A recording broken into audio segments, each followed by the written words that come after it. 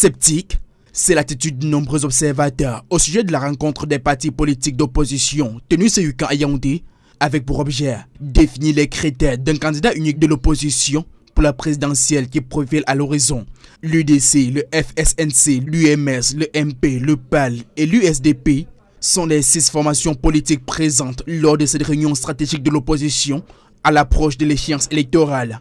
Le SDF, le PCRN et le MRC, ces autres formations politiques qui ont pourtant pignon sur rue au Cameroun, auront brillé par leur absence.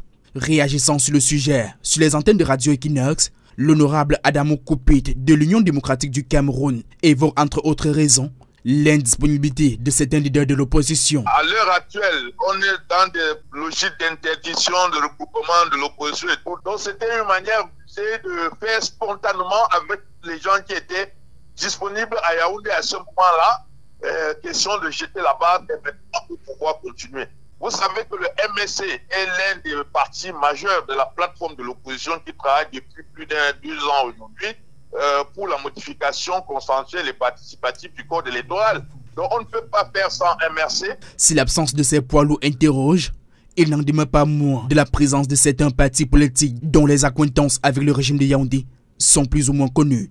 Au mouvement pour la renaissance du Cameroun, l'initiative est tout de même salutaire. Les initiatives qui concourent et convergent vers la mise sur pied d'une dynamique vont aboutir au changement dans notre pays sont les bienvenus. Cependant, la candidature unique de l'opposition n'est pas la panacée, pense le secrétaire national à la communication du parti. Il s'agit simplement d'un subterfuge utilisé par le système pour donner l'impression qu'au Cameroun, si toute l'opposition ne se réunissait pas, il est impossible de les vaincre, ce qui est tout à fait faux.